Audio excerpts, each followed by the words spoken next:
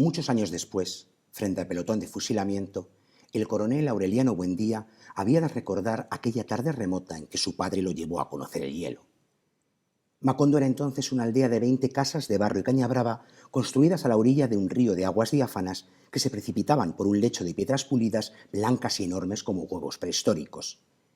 El mundo era tan reciente que muchas cosas carecían de nombre y para mencionarlas había que señalarlas con el dedo. Todos los años, por el mes de marzo, una familia de gitanos desarrapados plantaba su carpa cerca de la aldea y con un grande alboroto de pitos y timbales daban a conocer los nuevos inventos. Primero llevaron el imán. Un gitano corpulento, de barba montaraz y manos de gorrión, que se presentó con el nombre de Melquíades, hizo una truculenta demostración pública de lo que él mismo llamaba la octava maravilla de los sabios alquimistas de Macedonia. Fue de casa en casa arrastrando 2 lingotes metálicos y todo el mundo se espantó al ver que los calderos, las pailas, las tenazas, los anaces se caían de su sitio y las maderas crujían por la desesperación de los clavos y los tornillos tratando de desenclavarse. Y aún los objetos perdidos desde hacía mucho tiempo aparecían por donde más se les había buscado y se arrastraban en desbandada turbulenta detrás de los fierros mágicos de Melquíades. «Las cosas tienen vida propia», pregonaba el gitano con áspero acento. «Todo es cuestión de despertarles el ánima». José Arcadio Buendía, cuya desaforada imaginación iba siempre más lejos que el ingenio de la naturaleza y aún más allá del milagro y la magia, pensó que era posible servirse de aquella invención inútil para desentrañar el oro de la tierra. Melquíades, que era un hombre honrado, le previno: «Para eso no sirve». Pero José Arcadio Buendía no creía en aquel tiempo en la honradez de los gitanos, así que cambió su mulo y una partida de chivos por otros lingotes imantados. Úrsula Iguarán, su mujer, que contaba con aquellos animales para ensanchar el desmedrado patrimonio doméstico, no consiguió disuadirlo. «Muy pronto ha de sobrarnos oro para empedrar la casa», replicó su marido. Durante varios meses se empeñó en demostrar el acierto de sus conjeturas. Exploró palmo a palmo la región, inclusive el fondo del río, arrastrando los 2 lingotes de hierro y recitando en voz alta el conjuro de Melquíades. Lo único que logró desenterrar fue una armadura del siglo XV con todas sus partes soldadas por un cascote de óxido, cuyo interior tenía la resonancia hueca de un enorme calabazo lleno de piedras. Cuando José Arcadio Buendía y los 4 hombres de su expedición lograron desarticular la armadura, encontraron dentro un esqueleto calcificado que llevaba colgado en el cuello un relicario de cobre con un rizo de mujer. Estamos ante uno de los arranques más famosos de la literatura universal. Muchos años después, frente al pelotón de fusilamiento, el coronel Aureliano Buendía había de recordar aquella tarde remota en que su padre lo llevó a conocer el hielo. Si alguien no conoce la literatura de García Márquez, seguro que reconoce un apellido: Buendía. Y si no reconoce el apellido, seguro que reconoce una patria, un territorio literario, un lugar mítico para lectores e incluso para no lectores, un lugar que son muchos lugares: Macondo. Lo que él conoció desde pequeño, las historias que su abuela le narraba, fueron calando muy hondo en su imaginación, en su corazón, en su alma, y poco a poco les dio curso narrativo, especialmente en esta obra magna, 100 años de soledad, que no descubrimos a nadie, porque todos sabemos lo que supuso la literatura universal, la novela que estuvo a punto de no publicarse, estuvo incluso a punto de no llegar ni a manos de posibles editores, ni a manos de esa magnífica agente literaria que fue Carmen Balcells, que rescató del correo este manuscrito incompleto, porque García Márquez no tenía dinero para pagar el envío completo y envió lo que podía, hasta donde le llegaba el dinero. Él fue lo que metió en un sobre. Carmen Balcells dijo: esto tiene que conocerse, esto tiene que difundirse. Y gracias a ella tenemos a García Márquez, Premio Nobel de Literatura, tenemos esta obra magna y todas las que hubo antes y después. Este señor, que por cierto decía que tenía el mejor oficio del mundo, el más bonito, el de periodista, el de narrador, el de contador de historias. Precisamente vamos a hablar hoy con alguien que narra magníficamente las historias, con alguien que hace posible lo imposible, que es narrar lo intangible, que es contarnos la música, y que la música nos llegue y que la música nos conmocione gracias a sus palabras. Y además, lo más importante en este mundo de egos, en este mundo de micrófonos y cámaras, donde parece que todos queremos estar y figurar, sabe dar un paso atrás, se silencia, se calla, y es la música la que entra. Él es el culpable de que año tras año en Televisión Española el concierto de Año Nuevo desde Viena siga subiendo cuota de pantalla, siga subiendo en espectadores y qué decir de esa sinfonía de la mañana en Radio Clásica. Martín Llade, bienvenido a El Arpa de Bécquer. Muchas gracias, Óscar. Narrador de historias. Bien, bueno, pues son herramientas, sobre todo las de mi programa, para que los oyentes, bueno, pues encuentren en muchas ocasiones pues una excusa para adentrarse en tal o cual compositor u obra que no conocían o que a lo mejor no les había llamado la atención hasta entonces. Por supuesto, como has comentado, pues a mí me gusta eso, pues hacer la introducción y luego ya aquí tienen la música. La música no necesita explicarse a sí misma, pero oye, si en lugar de ascender una montaña a pelo, con las manos, pues tenemos, ya sabes, un piolet bueno, pues, o las cuerdas, pues a lo mejor es más fácil y más agradable. Es que lo que yo siempre he admirado y admiro de ti es precisamente que la cuentas, como digo, la transmites, nos la pones mucho más fácil, pero tú no la juzgas ni valoras. Simplemente te limitas a decir, ahora viene esta pieza, o contar a lo mejor una anécdota, contar algo que además pueda atrapar al oyente y decir, ay, mira, pues qué interesante lo que cuenta Martín, vamos a ver cómo fue la obra, cómo fue el resultado de lo que él dice. Pero eso luego tú ni juzgas, ni valoras, ni adjetivas. La música se presenta por sí misma. Sí, porque realmente al final es el arte que no necesita de palabras, como he dicho. Lo que sucede es que precisamente parece que como son obras que corresponden a una época pretérita en la que el público parece que, bueno, pues ante la no existencia del cine, ¿no?, y de otros medios de comunicación, pues digamos, era lo que había, pues lo aceptaban de buen grado, es decir, leían libros de 1500 páginas como Los Miserables por entregas, asistían a sinfonías de 1 hora de duración, y parece que en esta sociedad nuestra de la prisa, en la que todos son eso, pues mensajes de texto de poquísimos caracteres, son películas con, no sé, un plano cada 2 segundos, de explosiones, ¿no? Todo muy vertiginoso. La música, eso, son canciones de 3 minutos, ¿no? Parece que la gente no tuviera tiempo de detenerse a contemplar la belleza. Y oye, si la fuente de la que emana algo es una belleza inagotable, pues tenemos que detener el tiempo y sentarnos a disfrutar. Yo creo que la belleza es más que ninguna otra cosa lo que le confiere sentido a la vida y lo que hace que parezca que cada vida, que en el fondo pues es una suma de momentos inconexos, pues tenga la coherencia de una buena historia. ¿Cómo resistirse a hablar de música teniendo aquí a un grandísimo musicólogo, a un grandísimo divulgador como es Martín Llade? Pero él ha venido, como diría el clásico, a hablar de su libro, fundamentalmente, sí. Y además este es un programa en el que saben que hablamos fundamentalmente de libros. Lo que nunca sabré de Teresa, publicado por Berenice. Tal vez sea a priori, Martín, un libro que muchísimos oyentes no esperarían de ti. Probablemente. ¿Verdad? Sí, ahora estoy con una historia de Beethoven y también estoy con un libro sobre por qué nos gusta la música. ¡Ah, qué bonito! Pero bueno, estoy trabajando en ellos. Es decir, supongo que son cosas que mis oyentes pueden esperar de mí. Y esto, en cambio, no. Pero realmente, pues, digamos, mi despertar al interés de la música y del arte en general parte de lo que ahí se cuenta. De la historia de esta actriz de carrera efímera de los años 70, Teresa Ansavoy, que fue un icono y un sex symbol, y que, bueno, pues desapareció de la memoria, pues como los 70. ¿Tú te das cuenta que ha habido un revival, perdón por el palabra extranjerizante, pero bueno, que ha habido un renacer, sí, una evocación nostálgica constante de los 60, e inmediatamente después le ha venido la de los 80. ¿Por qué nadie quiere recordar los 70? Es que, no sé, a lo mejor es una época de la cual la gente se avergüenza, es que es una época que acabó mal, ¿no? Si te das cuenta, simbólicamente, incluso para los Estados Unidos, acaba con la toma de rehenes en Teherán y, digamos, una crisis que de repente arroja a los Estados Unidos a un contexto distinto, el de la era Reagan, caracterizada por un profundo conservadurismo. Y toda esa era de libertad que había empezado en los 60, que en los 70 alcanzó su apogeo, de repente se ve truncada por un lado, pues la heroína, por otro el SIDA, y en tercer lugar, la guerra del Vietnam, cuando finaliza, deja a muchos sin una referencia. Es muy curioso que la protesta contra esa guerra era como el fin, ¿no? Y dices, ¿y ahora qué? ¿Ahora qué? Entonces, digamos que muchos abandonaron las comunas hippies y pues buscaron una vida más burguesa. Es un libro en el que mezclas géneros.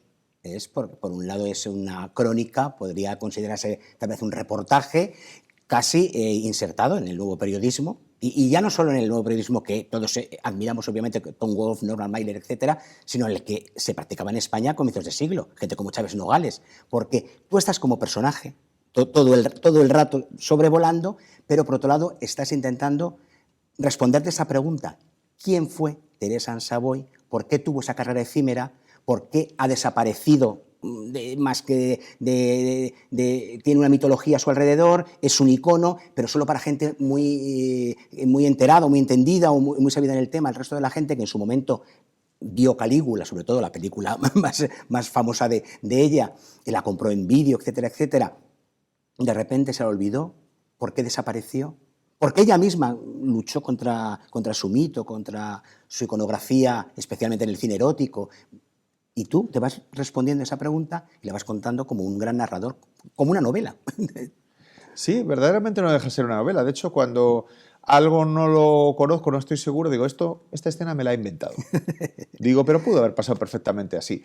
Bien, en realidad ha habido muchas de estas pequeñas historias, ¿no? Sobre todo, es paradójico que en esa era en la cual supuestamente era un cine de liberación, pues no lo era en absoluto, porque realmente solo respondía a una visión masculina. Es decir, era un cine para hombres, ¿no? Y realmente parece como si a las mujeres, y entonces todavía les estuviera vedado el disfrutar del erotismo, o solamente lo pudieran disfrutar en un plano pasivo. De hecho, bueno, en la primera película de ella, Le faro da padre, el protagonista, Gigi Proietti, hacen el amor y él está vestido y ella desnuda, como las películas de Pajares y Exceso, ¿no? Cierto es. ¿Qué dices? Oye, ¿no? Entonces, bueno, realmente ella llega a un contexto, ella no tenía ningún tipo de ambición en ese sentido, era una persona muy sencilla, pero que sin embargo un día tenía el sueño de escapar de casa, conoce al jefe de una comuna hippie fotógrafo, que es su descubridor, y se convierte en su pareja sentimental, la lleva a Italia, se escapa de casa, y es la que, haciéndole fotografías desnuda, la lanza a pues a un mundo en el cual ella, que era timidísima, ella era de un hogar católico en Londres, que bueno, pues minoría allí, en Inglaterra, pues de repente debuta de la mano de Alberto Latuada, que era el que había descubierto a Fellini, nada menos, y a Silvana Mangano, y descubriría a Anastasia Kinski. Oye, es una figura importante que se sumó al destape, y luego pues trabaja con directores tan prestigiosos como Miklos Jancho, que bueno, pues con las películas que hizo con él, que tuvo una fase erótico-política, Sí, con vídeos privados, públicas virtudes, en fin. Hoy puede parecer, ¿qué películas más malas? Dices, esas películas, primero, eran objeto de tesis doctorales. Eran películas que se consideraban necesarias para romper tabúes y que se pensaba que iban a integrarse con toda naturalidad como otro tipo de género, como el policíaco, como la comedia. No resultó así. Y, de hecho, se consideran productos de una época completamente desfasada. Pero ayuda a entender cómo se dieron unos cambios necesarios. Además, en España coincide con la transición, lo cual, digamos, pues, en fin, hace que nos tengamos que detener y pensar que no podemos explicar lo que tenemos hoy si no fuera porque entonces se probaron los límites de la libertad, que después de tanto tiempo en la oscuridad, ¿no? Y es interesante ver que ella, pues, es fotografiada por David Hamilton. Quiso hacer con ella una película Antonioni, que por desgracia pues, no consiguió financiación, pero el guión estaba escrito, Patire o Morire. Hay una serie de elementos que, sin duda alguna, hacen pensar que estaba llamada a ser una gran estrella, pero por varias características. Primero, por su absoluta falta de pretensiones, por ser una persona sencilla y modesta, que no se sentía a gusto en ese mundo del erotismo, ¿no? Y luego también por el hecho de que precisamente al poco tiempo se instauraron en los 80 con su ola de conservadurismo atroz y ella fue repudiada y se le achacaron cosas en las que no había participado. Pero, por ejemplo, en el año 86, cuando intenta levantar su carrera de la mano de Mauro Bolognini, prestigioso director, exactamente, pues le dicen, no, esta la RAI, esta no va a participar en esta película porque esta es una drogadicta y hasta una comuna hippie además participando en orgías, que es todo, por cierto, todo eso es mentira. Iba a decir, le inventaron una vida oscura que no era tal vida oscura. No lo era, no lo era. Pero ella, digamos que encajó un montón de golpes, bueno, primero por parte de quien la descubrió, que pues evidentemente se aprovechó de ella todo lo que pudo y más, hasta las últimas consecuencias, luego la dejó a su suerte, con problemas de autoestima, problemas alimenticios, problemas de anorexia, que precisamente regresó del ashram de Osho pesando 35 kilos, encima contrajo hepatitis, y entonces fue rechazada por el cine, no le llamaron más porque pensaban que era yonki, por esa delgadez extrema. Entonces, es una historia triste, muy triste. Ha habido muchas historias tristes en esa época y ha habido gente que ha acabado peor. Quizás ella incluso, pues hasta esa retirada fue mucho más discreta. Pero he encontrado más personas en el mundo, incluso gente más joven que ellos, es decir, personas que no hemos visto una sola película de ella en las salas de cine, Exacto. que estamos fascinados. Es decir, es alguien que tiene verdaderamente los elementos del mito. Y yo sencillamente me he limitado a tirar del hilo y a decir, bueno, pues era una historia que alguien tenía que contar, una historia pequeña, pero que daba para un libro. Hay algo muy interesante que es, y no es obviamente destriparles nada, porque desde el principio sabemos lo que está contando, lo que nos va a contar Martín, pero en la parte final, digamos, es la más autobiográfica, de la más tuya, es donde ya entras tú, que primero como, de nuevo, aquel adolescente del comienzo de la novela que ve un trocito de Calígula y ya queda cautivado, atrapado, inquietado por decir, bueno, yo quiero saber más. Los amigos piden que la quiten, pero yo quiero saber más. Entonces, pero me gusta ir trazando ese paralelismo porque tú vas contando cómo te encuentras la historia, cómo te encuentras el mito, cómo encuentras a Teresa Ann Savoy, que es casi como ella, como has descrito magníficamente ahora, se encontró su carrera y su no carrera. Ambas cosas son, en el fondo, ella nunca tuvo una decisión propia, siempre o se la imponían o no se la dejaban tomar o algo ocurría que la llevaba por otro camino. Sí, en ese sentido era una persona extremadamente bondadosa y se fiaba de la gente que luego pues le daba la espalda o bueno, pues la explotaba, como he contado. Lo curioso de la historia, bueno, pues es que mi pasión musical, y por eso me dedico a lo que me dedico, es porque en esa película descubrí a Prokofiev y a Khachaturian en la banda sonora. Tenía yo 16 años y decía, ¿qué música es esta? ¿Qué música es esta? Y claro, como no sabía el autor, ponía Prokofiev y yo decía, ¿este quién es? No, Khachaturian sí me sonaba, ¿no? Entonces, pues veía la película todos los días, hasta que encontré finalmente las músicas y ya, evidentemente, pues empecé con la suite de Romeo y Julieta de Prokofiev, luego el ballet entero, las 2 horas y media, y luego ya no paré hasta el día de hoy. Entonces, bueno, digamos que paralelamente también el visionado constante de yo preguntaba, ¿esta mujer quién es? ¿Quién es? Y claro, cuando tienes una pasión en la época pre-internet, pues es complicado. Esto empieza en 1992. Claro. Tenía que ir a las bibliotecas, a la biblioteca de la universidad, y encontrar libros viejísimos y veías, pero apenas encontrabas datos. Entonces, la ausencia de datos aumentaba el misterio, ¿no? Aumentaba las ganas de saber. Hoy en día, si te interesa a alguien, te entras en Wikipedia, mejor en inglés, más completa. Ah, vale, y ya está. Y otra cosa. Y ya está, ¿sabes? Incluso a ciertas personas que en su momento tuvieron un papel, a lo mejor hasta te las encuentras en Facebook con 60, 70 años y hasta entras en contacto con ellas y te responden y todo. O sea, no a las grandes estrellas, sino a gente que tuvo su momento y que luego pues pasó. En lo que estabas contando vamos a incorporar Calígula, digamos que es la película tal vez que marca un antes y un después y que es la que todavía más trascendencia y más conocimiento popular tiene, porque además igual el prestigio, porque hasta ese momento Tinto Brass era un director de mucho prestigio, no relacionado con el cine erótico directamente, y el guión de esa película se debe a un señor llamado Gore Vidal. Sí, Gore Vidal. Son palabras importantes. Sí, no, yo te digo una cosa, es una película que durante mucho tiempo se decía que era la peor de la historia, que era malísima, y tú la ves y dices, no es una mala película, es una película excesiva, descompensada, pero yo, ¿qué quieres que te diga? Creo que es mejor que la montara el productor, a pesar de los insertos porno que la estropean bastante. Ajá. Y es que Tinto Brass, ahora hay un proyecto de jóvenes frikis también en Estados Unidos que han conseguido de la heredera de Penthouse pues latas con materiales inéditos de la película y están intentando montarla a ver tal y como lo haría Tinto Brass. Tinto Brass no se ha pronunciado. Yo tengo la sospecha de que no se encuentra en condiciones de hacer nada actualmente. Tiene 89 años, me parece que va a hacer. En fin, a mí Tinto Brass no me interesa, pero luego descubrí que es verdad que tiene una carrera previa en la que se autoproclamaba discípulo de Rossellini, que ganó bastantes premios y que incluso estuvo a punto de hacer la Naranja Mecánica. Menos mal que la hizo Sí, Stanley ahí, Kubrick. coincido contigo con esa frase y digo, sí, salimos ganando todos. Todos, es mi película favorita, además. O sea, La Naranja Mecánica. Pero, claro, luego Tinto Brass, Salon Kitty, no entiendes, está Ennio de Concini, que ganó el Oscar por Matrimonio a la Italiana, ¿no? Pues una película pues, muy mala. Y eso que tiene, pues, esos grandes actores, como Ingrid Thulin, y dices, ¿pero qué pasa aquí? ¿Qué falla? Y luego, después de Calígula, ya ves la carrera de Tinto Brass. A ver, es una carrera pésima, es un cine malísimo. Con la excepción quizás de La llave, que se basa en una Es novela de verdad. Tanizaki. Es Esa no verdad. está mal, Es con verdad. música de Morricone, la de Es verdad. Sandrelli, Frank Finlay. Y Calígula fue decisión de Boccuccione, del productor de Penthouse, introducir esa coreografía con las músicas de Prokofiev y Khachaturian, que le había sugerido su hija. Y yo creo que eso convierte a la película en una obra de arte, eso, la escenografía de Danilo Donati, la actuación de Peter O'Toole, de John Gielgud, de Helen Mirren, de Malcolm McDowell sobre todo. Hay gente que dice, está pasado a rosca. Da igual, es que son los excesos de un emperador romano. Entonces, creo que es una película que se puede considerar una obra de arte. Lo que sucede es que, bueno, yo no sé qué esperaban en su momento. Quería ser eso, quería ser algo escandaloso, y lo fue.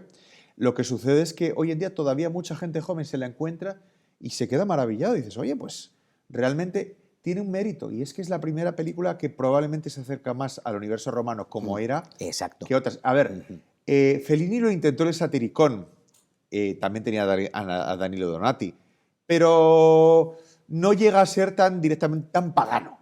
Y luego ya, si ves las series Roma o incluso esta Espartaco, pues evidentemente el antecedente es este. Y es más, te diré que para el papel de Jordan Belfort en El Lobo de Wall Street, Leonardo DiCaprio dijo, me basé en Calígula, Es verdad. me basé en Malcolm McDowell y en la película de Calígula en general para crear a mi personaje. Una de las cosas que me gusta muchísimo de tu novela es el tratamiento cercano y humano que das a Teresa Ann Savoy. Ahí está el mito y vas contando cómo se forjó y cómo hay quien lo ha mantenido, pero tú sobre todo te acercas a la mujer, a la persona, a la adolescente que se ve de repente en un mundo con el que no contaba y en el que no pensaba estar, y que cuando luego intenta decir, bueno, pues venga, voy a ser actriz, creo que me gusta, creo que valgo para ello, continuamente ella misma se pone muchas barreras porque los demás le hacen creer que no vale para nada.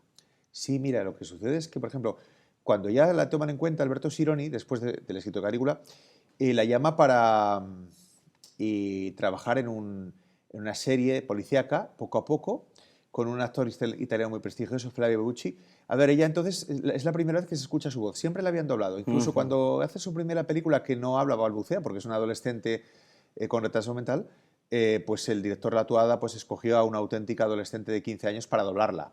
Aunque ella tenía 18, podía haberlo hecho perfectamente. Pero la cuestión es que ella actúa en italiano con su acento inglés. La machacaron. La machacaron. Yo no sé si en Italia no están acostumbrados a que un extranjero pues actúe en su idioma. Aquí en España tú ves a actores, a Geraldine Chaplin. A ver, evidentemente Geraldine Chaplin pues es una actriz muy buena, ¿no? Y no le pones peros, pero en fin, cuando ves a alguien actuando en otro idioma es algo a lo que te tienes que hacer. Yo creo que ahí no le dieron tregua. También tenía 20 años, también había empezado con papeles que eran de poca profundidad. Si le hubieran dado tiempo es probable, quizás ella tenía que haber actuado en inglés, evidentemente. En Calígula la doblaron, pero ella también estaba pasando en aquel momento el tema de la anorexia, etc. Pero cuando ella, años después, le muestran el doblaje de Calígula y dice, ¡ay, qué voz más fría! Y entonces ve, con 50 años, el making of que está su voz auténtica, dice, pues no me parece que lo hiciera tan mal, porque todo el mundo decía que era tan mala actriz, y tú lo ves y dices, pues no lo hacía mal, sencillamente era una persona que entró con 18 años y, en fin, yo a veces cuando ves incluso al mismo Banderas y ves sus primeras actuaciones, y dices, hombre, estaba verde, luego ha ido incluso... Evolucionando, claro. Sí, no, y más nombres que quieras plantearte de la industria española, que todo actor necesita un tiempo, a ella no se lo dieron, entonces... no sé, yo solo digo, si Antonioni, que es uno de los mejores cineastas de la historia, te guste o no, la consideró mala no era. Si la Tuada, descubridor de Fellini y de grandes actrices como Silvana Mangano, vio algo en ella, dijo que era un animal cinematográfico, creo que estamos hablando de alguien que hubiera podido dar mucho más de sí. Quizás su propia modestia le impidió luchar por ello. Ella en un momento dado parece decir, Tendréis mi cuerpo, pero no mi alma. De algún modo, el alma, tal y como le ha llegado a Martín Llade como espectador, como escritor, como periodista, como narrador, está aquí, en esta estupendísima novela publicada por Berenice. Lo que nunca sabré de Teresa, ahora sabemos bastante más de Teresa gracias a él. Martín, seguiremos leyéndote y seguiremos escuchándote y aprendiendo contigo, sobre todo. Pues muchísimas gracias, Óscar, y seguiremos viéndoos aquí en el arpa de Becker. Muchísimas gracias. Y gracias, como siempre, a todos ustedes por acompañarnos, por iluminar el ángulo oscuro del salón, al que ahora de nuevo llevamos el arpa, pero solo hasta un próximo programa.